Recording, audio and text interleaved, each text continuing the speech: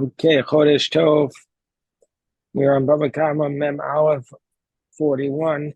And so let's start with the Daf Yomi. The Daf Yomi tells us that the Mishnah, today's Daf Yomi is being studied for Shemira, for protection for all the Chayolim, all the hostages, in memory of those who died al Kiddush Hashem today, fighting on behalf of the Chayolim, fighting on behalf of Am Yisrael. So the mission tells us, Shorsh and Nagach Hasa'ada, more in 41a, there's an ox that Rahman al kills a person with mace, and then the person dies. If the ox would have been a muad, if it had gored before and killed 3 times or 2 times, depending on the machokas, Mishalim Kofer, then the owner of the ox has to pay a ransom. Vitam, but if the ox would be tam, meaning to say it never gored before, Potter Mina Kofer, and the ox would be exempt from the ransom penalty. And in both cases, the ox itself is liable for death. Whether it's a ox kills a child, a boy or girl. All this is based upon the verse. It says in the pasuk in Exodus 21, if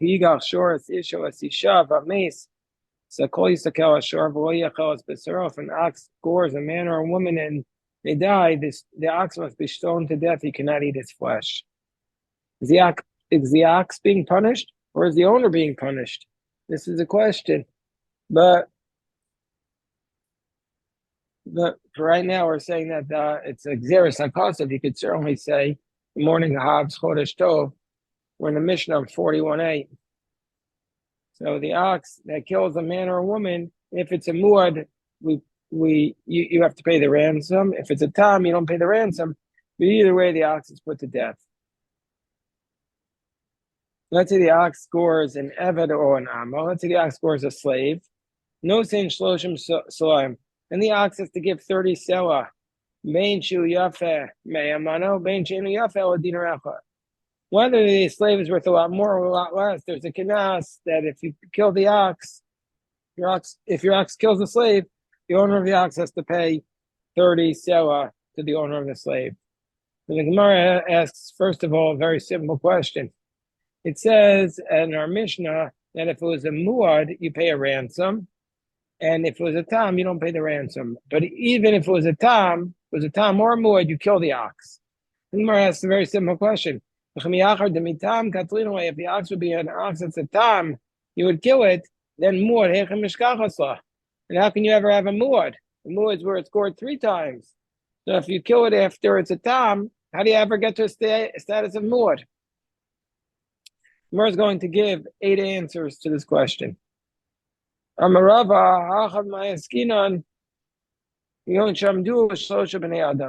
First case, Rava says they estimated that it would kill 3 men, meaning it ran after the 3 men with an attempt to kill them. It didn't actually kill them, but they viewed it as a muad to kill for that reason. So Rav Ashi says, Rav Ashi rejects that. He says, the fact that we estimated that it could kill, that doesn't mean anything. We need it only if the ox actually killed do we consider it to be a killer ox. So no, here what we're talking about is it didn't kill the men. It at first made these men, it put them in a very mortal danger, the first 2. And then after it killed the third, the first 2 died. So now it was a muad, so it has to pay the ransom on the third one. That's what Rashi says.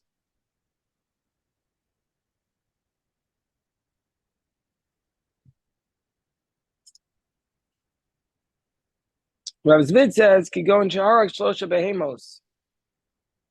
Rav Zvid says, no, it killed 3 animals. And so therefore we see it's a killer, and therefore it has to pay the ransom. Wasn't when our Mishnah says that it was a muad, it doesn't mean it was a muad for killing humans, it means it was a muad for killing animals.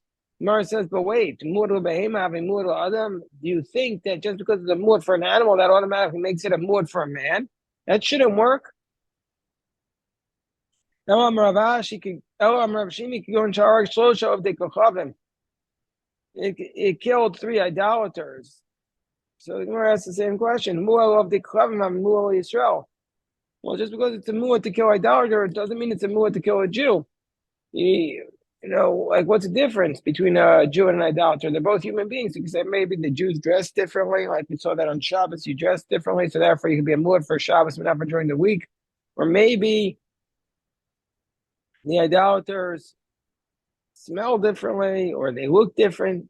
They're not necessarily the same. El Amaresh Lakish, you go in Shaharag Shlosha B'nei Adam Treifa. So it killed 3 people, but these 3 people were treifa. And so therefore, it's not killed for killing a treifa, but it still becomes a muad to kill a person. The Gemara says, but why? Muad, a treifa is a person who has a mortal injury, and he's going to die within a year. The Gemara says, muad treifa and muad shalom. Well, 2 separate people. A muad for treifa is not necessarily a muad for to kill a person who's healthy. There too, maybe they look differently. The healthy person maybe is more of a threat to the ox. So Rav Papa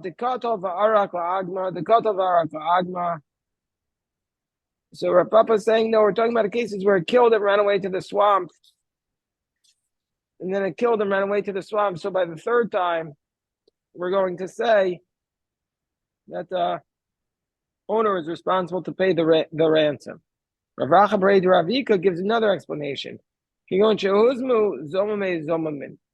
what happened here was the ox, somebody came forward to testify that the ox was a goring ox. Then those witnesses were discovered to be Eidim Zomamin, false witnesses. And they did this, they said twice, and both of them were discovered to be Eidim Zomamin. So therefore, they didn't kill the ox. But then another set of witnesses came and said the Zomamin, after the ox scored the 3rd time, they said the Zomamin were actually the witnesses that impeached the first set were themselves false. And so therefore we reinstated the first testimony. So now we have it 3 times. So therefore he has to pay the ransom. So the Gemara says, but wait, we had this dispute back on Daf Chavdot. Shapir. That only makes sense if we say that the purpose of a muad is to establish the ox as a gorer. That makes sense that you've established it scored 3 times. But if you want to say if the purpose of establishing as a muad is to put the man on notice to say your ox is a gorer, then the man could say, I didn't know that it was a goring ox because those witnesses were declared false. The Gemara says, no, could go into Amri, no, this 3rd set of witnesses come and they say, you were standing with the ox when it gored, so you know that it's a goring ox. Ravina says, Ravina gives another answer, but Mekirin is Baal Ashur. Excuse me, Mekirin is Ashur. There's another answer we had earlier. Ravina said that the witnesses put the owner on notice because we know that it was one of your oxen, but we don't know which ox did it. So the owner was on notice that in his flock he had a goring ox. Well, the Gemara says, well, then what should he have done? Shum da Amru, no, the people said to him, the witnesses said, you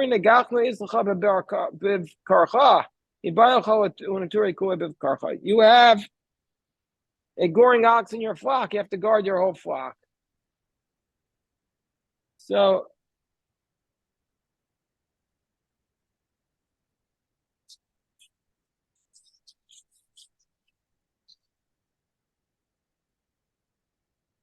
okay.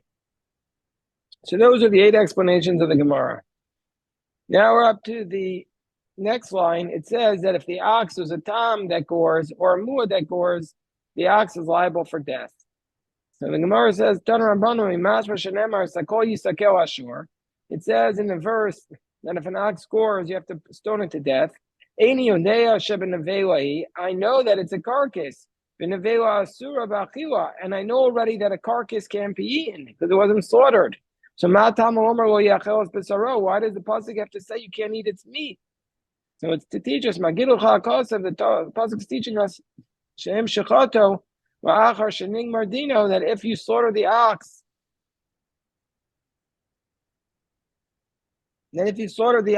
after the case was ruled against it, aser b'achila. And if you slaughter the ox after the judgment was issued, you can't eat the ox. Meaning to say, even if you slaughtered it before it was stoned, you still can't eat it. I only know you can't eat it. How do I know you can't get any personal benefit from this ox? Says the verse, the owner of the ox is absolved, which means he can't get any benefit from it. So the Gemara says, my mashma. How does the words Bala Shor Naki mean to say that the owner of the ox can't get any benefit? So Shim ben Zoma says, Omer Ka'adam, Shomer Chavero Yatza Ish Ploni Naki Minachasav. This guy was free of his property. Ve'engo Bahaman Nashalkum. Can't get any benefit. Gemara says, how do we know that this verse that says that you cannot eat its flesh refers to Eicha de Shachto? How do we know that it refers to after it was slaughtered, when in the case where it was slaughtered after the case was adjudicated, that you can't eat it? Maybe it means maybe we could say that if it was slaughtered after it was adjudicated, you could eat it. And the fact that the verse says you can't eat its flesh is le'echa desakle misko, is to tell us that if you stoned it to asar ba'anahu, that you can't get any benefit. Maybe that's all it's teaching us, that if you stone it, you can't get any benefit. And when it says lo yachelas b'saro, it refers to benefit. Like Rabbi Avo taught, Rabbi Avo, Rabbi Lazar, lo shenemar lo yachel lo sochel lo sochlu. Wherever it says these verbs, do not eat, you shall not eat, cannot be eaten, it implies not eating and not having a benefit. Till the Torah specifies specifically, like it specifies by a carcass, that you're allowed to give the carcass to an idolater, or to a resident, and sell it to an idolater. So maybe when it says lo yachelas b'saro, it just means that you can't get benefit after you stone it. Gemara says no. Amrei hani mil yecha denafik la isur achila v'isur anam. So the Gemara says no. That when do we say Rabbi Avo's principle? That's only in the case denafik la isur achila v'isur anam mikra milo yechel. That's only where we have the prohibition of eating and benefit from the verse of lo yachel. But here, the prohibition against eating doesn't come from lo yachel. It comes from the fact that you're stoning it. If you would want to think that the prohibition, when it says lo yachel refers to benefit, the Torah could have just written you should not benefit, or inami lo yachel, or just written lo yachel as b'saro level. Why does it say it's flesh? It's to teach us the afagav, the avde came basar the shachte aser. It's to teach us that even in the circumstance that you made the ox like meat, meaning to say you slaughtered it, nevertheless you can't eat it. So Maskefar Marzutra, so Marzutra challenges this idea. If you want to say that we learn out this idea of lo yachelas b'saros, to teach us that even if you slaughtered it after the Gemara din, you can't eat it. So Marzutra challenges. I might have thought, Hani Mila, when do we say this? Hechi debadak tzur v'shachat bo. I might have thought that when do we say? I might have said. So if you want to say that I might have said that when do we say that that there's a prohibition to eat it when you slaughter it? Hani Mila echad debadak tzur v'shachat bo. Davdekain skila. I might have thought that where you slaughtered it with a rock, where you slaughtered it in a manner similar to stoning, there I might have thought that you can't eat it. But if you slaughter with an actual knife, then I might have said, whoa, that it wouldn't be prohibited to eat it. Gemara says, no, we reject that idea completely. Amri atu sucking sivibo raisa. Does it say you need to slaughter specifically with a knife? No, you don't need to slaughter specifically with a knife. You just need to slaughter with a sharp element. Fatanan, and we're going to get to this in Chulin. Hashochet b'magoyad b'tzur or b'kana shlitasuk shera. You could slaughter with anything that's a sharp instrument, with a saw, with a sickle, with a rock, or with a reed. Gemara says a reed is like a bamboo. Gemara says, "V'hashta denafkale isra achilu of isra anam lo yachelas b'saro." So now that we know that the prohibition of eating it and getting any benefit it is from lo yachelas b'saro, ba'al shor naki lamale. What do we do with the fact that the verse says the owner of the ox is absolved? So that's to teach us la'anas aro, that not only can you not get benefit, you also can't get benefit from the leather or the skin of the animal. You might have thought that you can't get any benefit from the flesh of oro, but its skin. You might have thought that the skin is permitted to have benefit. So we see from here, no, you can't get any benefit from the skin. Gemara says, and what about those Tanaim that say Bava Kamma is coming to teach us a different drasha? Like we're going to say, how do we know you can't get any benefit from the leather according to those approach? It says, like we're going to say later on, Bava is teaching us something else. How do they know that you can't get benefit from the leather? They derive from the fact that it says, Lo yeyachel es bisaro. Now you can't eat the meat. The word et in the Torah, et or es, is extra. So they darshan to teach us that you can't benefit from the leather. Es hatafel absar, that which is not as important as the meat. So the Gemara says, well, my neo, and what is that? Oro. The Gemara says, and the other approach that learns that you can't benefit from the skin from Bala Shor Naki Vaitana Es Lo Darsh. The other one doesn't expound the word Es. Keditanya, and this is a beautiful Gemara that appears several places in the Shas. Keditanya, Shimon Amsuni V'Amrila Nehemiah Amsuni taught Hayadorish Kol Es in Torah. This Shimon Amsuni, he used to expound every time the word Es appears in the Torah. Kivin Sheagia, when he came to the pasuk, meaning to say every time the word Es appeared in the Torah, he would say, it's coming to teach us something else, to add on to something. But when he came to the pasuk, as Hashem Okecha Tira, at the very end in Devarim, he comes to that pasuk, Hashem your God, your fear. He says, well, there can't be anything in addition to fearing Hashem. So Amrlo Talmid, so Piresh, he said, you know what? I made a mistake. My whole life I've been darshaning S, but now I realize I was wrong. And he undid everything he did. He says, I changed my mind. You can't do it. Rabbi Frand from Baltimore quotes Rav Gifter, and he says, it's like the equivalent of taking his doctoral thesis and burning it. His whole life's work, he says, you know what, I now realize I was wrong. So Amrlo Talmidav, so the student said to him, Rebbe Koetz and Shadarashta Matelen, what are you going to do with all the books and books of drashas and different Torah that you expounded upon? He said to them, Kishem shekabalti schar al adrisha,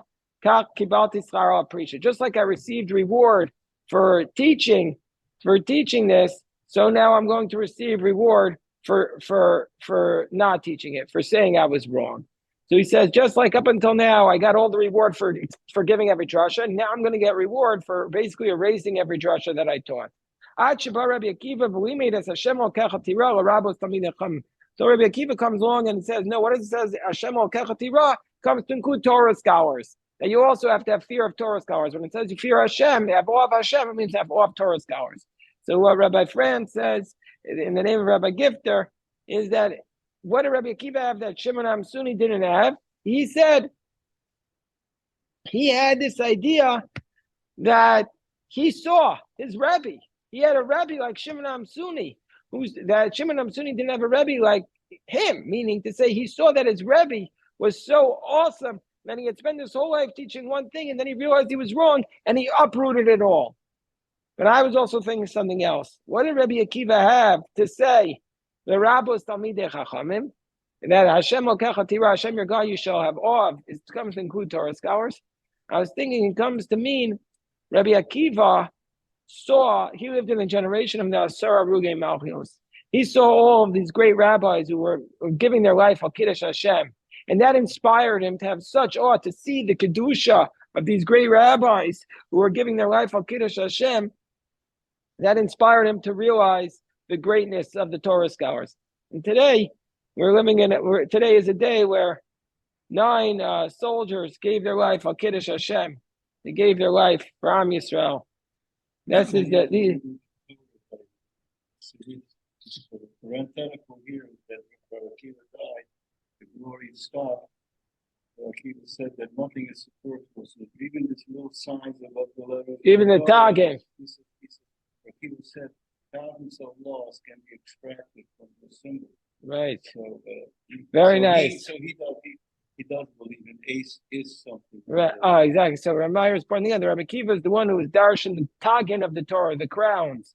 He saw every single little jot and tittle in the Torah. He was able to discover deep meaning. So the Gemara says, okay. So the Gemara says, we'll just do 2 more minutes. Then we'll daven Nate. The owner of the ox will be absolved. Rabbi Eliezer says it means naki mechatzi kofer. It means he doesn't even pay that he doesn't pay the half ransom. That we see that the owner of the ox, if he was a tam, not only does he not pay a ransom, he also doesn't pay a half ransom. We might have thought he pays half ransom because the tam pays half damages. We say no, he doesn't even pay half ransom. Amul Rabbi Akiva lo hu atzmo enu mishtalim el migufo. So Rebbe Lazar says, I don't understand. The whole tam is only paid from the body of the ox, and so therefore, even without the pasuk, we know that he doesn't pay anything because the ox is dead, and so therefore, avila based in mishamucha. The owner of the ox could say, "You want me to pay half damages? Bring the ox, and I'll pay you. The ox is dead." You think is that what you think of me? You think I'm talking about an ox that's liable for death, and that's the one that doesn't pay half ransom? No, I'm talking about a case where it killed a person it's a tam, and it killed on the basis of one witness, or on the owner's admission. And I'm saying there he doesn't pay the half ransom. So the Gemara says, well, if he admits it, it's a moda b'kanas. He's admitting to a kanas. Of course, he's exempt. Now the Gemara says no. Rabbi Eliezer was saying that is kasavar kufra kapara. He thinks that the ransom penalty is not a penalty. The ransom payment is not a penalty, but it's a kapara, and so therefore it's an atonement. And therefore he thought if he admits it, he'd be liable. Tanya Idach, the alternative price says, Amar Rabbi Eliezer Akiva kachani beinecha shetini bazeh shachayev misa. You think that he's liable for death? Ein dini ela b'miskavein laharoges avehema v'haroges adam. I'm not talking about an ox that's liable for death. I'm talking about an ox that intended to kill an animal and ended up killing a person.